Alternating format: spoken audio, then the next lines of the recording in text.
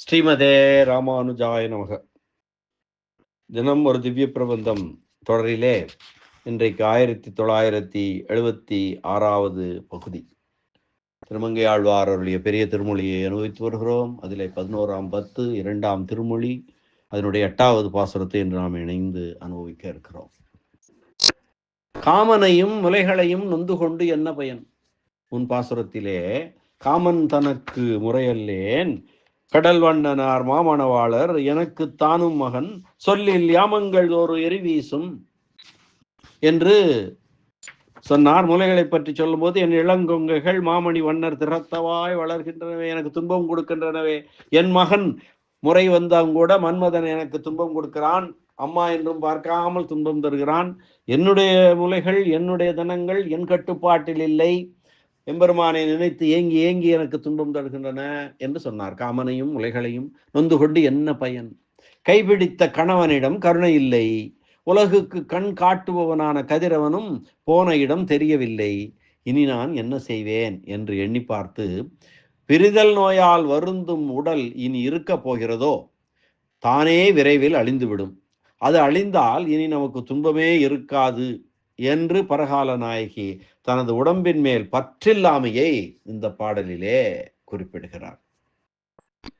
என் கணவனிடம் எம்பெருமான் என்னிடம் கருணை காட்டவில்லை, சரி விடிந்தால் அல்லாதாவது அங்கே செல்லலாம் என்றால் கதிரவன் எங்க போனான்னு தெரியவில்லை, அவன் உதிக்கவே இல்லை, இனி நான் என்ன செய்வேன்? இந்த உடல் இருந்து என்ன ஆக போகிறது? எப்படியும் சாக போகிறது, விரைவில் அழிய போகிறது, அப்படி அழிந்து விட்டால் எனக்கு துன்பமே இருக்காது என்று கூறுவதாக அமைந்திருக்கிறது. இந்த சரீரம் உடல் நைந்து முடிந்தால் நமக்கு நல்லது என்று சொல்கிறாள் இந்த பாசுரத்திலே.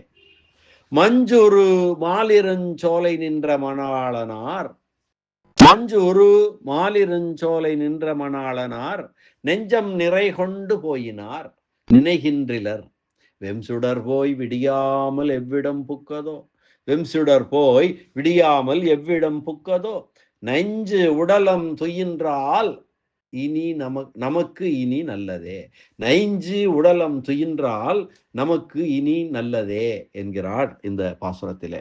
மஞ்சொரு மாலிருஞ்சோலை நின்ற மணாளர் நெஞ்சம் நிறை கொண்டு போயினார் நினைகின்றிலர், வெம்சுடர் போய் விடியாமல் எவ்விடம் புக்கதோ, நெஞ்சு உடலம் துயின்றால் நமக்கு இனி நல்லதே என்கிறார் பரகாலனாகி மிக்க வருத்தத்துடன். மஞ்சு ஒரு மாலிரும் சோலை நின்ற மணாளனார். மஞ்சு என்றால் மேகம், மேகக்கூட்டம், மேகமண்டலம் வரைக்கும் ஓங்கிய திருமாலிருஞ்சோலையில் இருக்கக்கூடிய என் மணாளனார் எம்பெருமான் நெஞ்சம் நிறை கொண்டு போயினார், என் நெஞ்சில் உள்ள அடக்கத்தை கைப்பற்றி கொண்டு சென்று விட்டார். இப்படி புலம்புபடி செய்து விட்டார் அல்லவா? அடக்கமாக இருந்தால் பேசாமல் இருப்பேன், நான் அவள் மேற்கொண்ட அந்த அந்த ஆசையினாலே புலம்பி தீர்க்கிறேன், அதனாலே என் நெஞ்சில் உள்ள அடக்கத்தை எல்லாம் கைப்பற்றி கொண்டு சென்று விட்டார். நினைகின்றனர், என்னை பற்றி கொஞ்சம் கூட அவர் நினைப்பதே இல்லை. நினைகின்றனர், வெஞ்சுடர் போய் விடியாமல் எவ்விடம் புக்கதோ, கதிரவன் எங்கேயோ போய் சேர்ந்து விட்டான், அவன் உதிக்காமல் எந்த இடத்துக்கு சென்று ஒளிந்தானோ, கதிரவன் உதிக்கவில்லை, நஞ்சு உடலம் துயின்றால் நமக்கு இனி நல்லதே.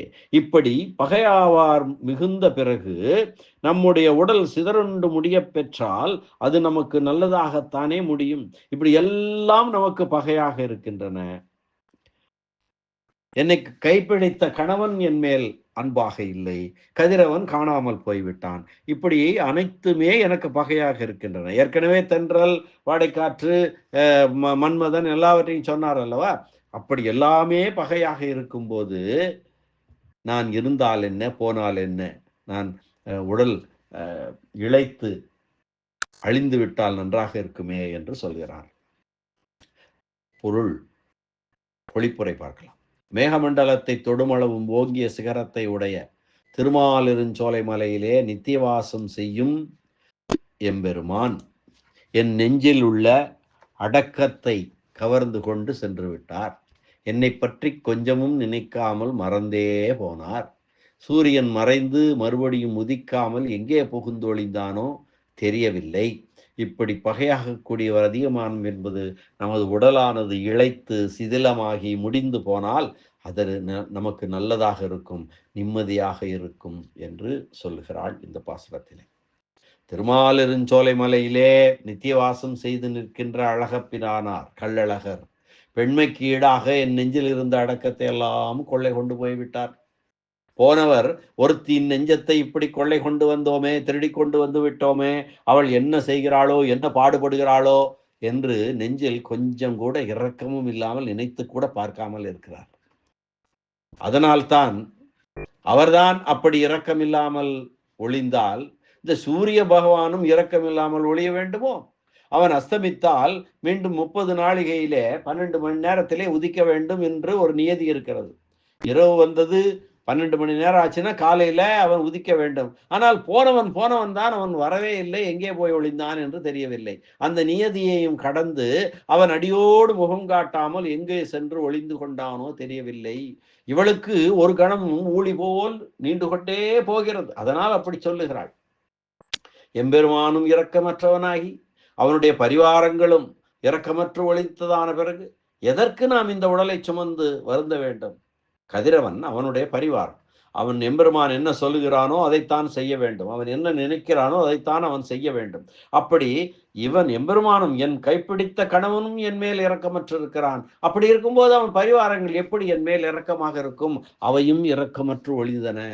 பிறகு நான் ஏன் இந்த உடலை சுமந்து வருந்த வேண்டும்? இந்த உடலும் சிதிலமாகி முடிந்துவிட்டால் அதுவே நமக்கு சிறந்த வாழ்வாகுமே என்கிறாள். விறகிகளுக்கு பிரிவாற்றாமையால் வருந்தும் பெண்களுக்கு இரவு நீட்டித்து தோன்றுதல் இயல்பு. ஆதலாலே வெஞ்சுடர் போய் விடியாமல் எவ்விடம் புக்கதோ என்று சொல்வதாக சொல்லப்பட்டது. நஞ்சு போச்சு, அந்த துணி நஞ்சு போச்சுன்னு சொல்றோம் இல்லையா? அது மாதிரி நஞ்சு என்பது நைந்து என்பதனுடைய போலி. நைந்து என்பதுதான் உண்மையான வார்த்தை. நைந்து என்பது நஞ்சு என்று போலி ஆயிற்று. 5 என்பது 5ன்னு சொல்றோம். 5 கூட 5 புஸ்தகம், அது மாதிரி 5 என்பது 5 என்று போலியாயிற்று. அதுபோல நைந்து என்பதன் போலி நஞ்சு. உடல், என் உடல் அப்படின்ற உடலம்னா சாரியாக இந்த உடலையே குறிக்கிறது.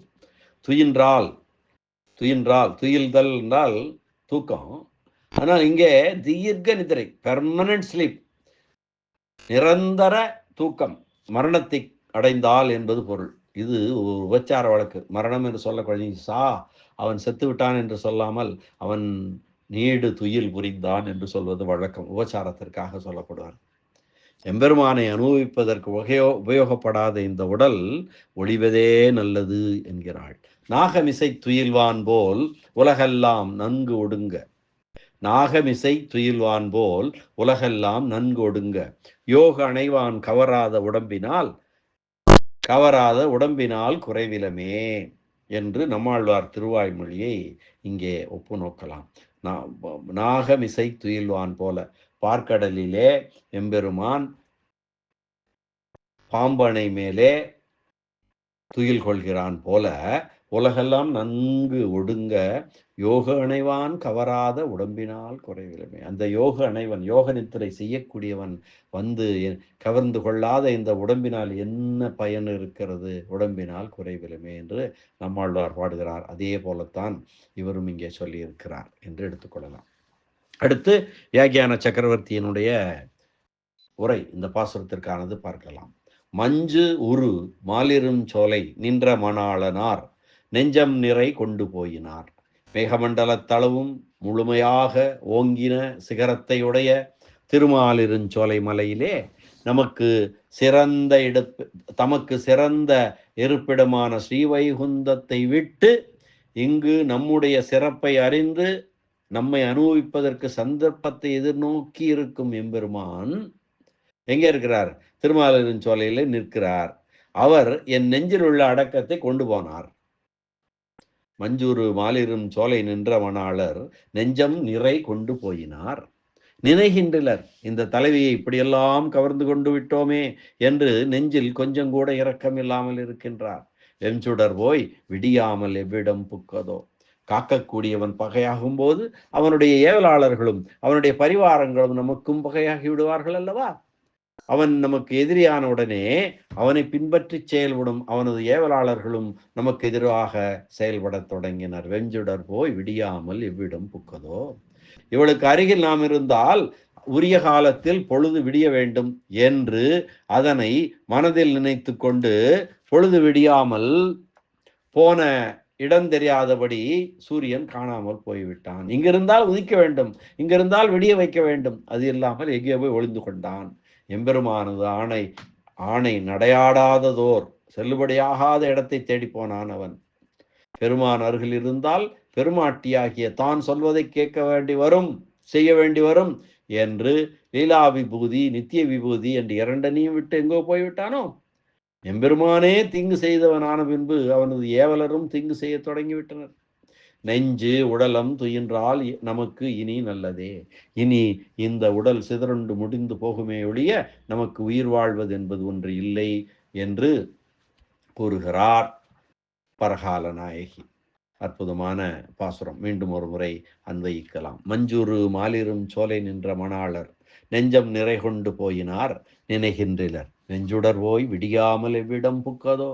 நஞ்சு உடலம் துயின்றால் நமக்கு இனி நல்லதே என்ற இந்த அற்புதமான பாசுர அனுபவத்தை இந்த அளவிலே நிறைவு செய்து அடுத்த பாசுர அனுபவத்துடன் நாளை சந்திக்கலாம். நன்றி, வணக்கம். ஸ்ரீனிவாச வெங்கடேச ராமானுஜதாசன் திருவரங்கம்.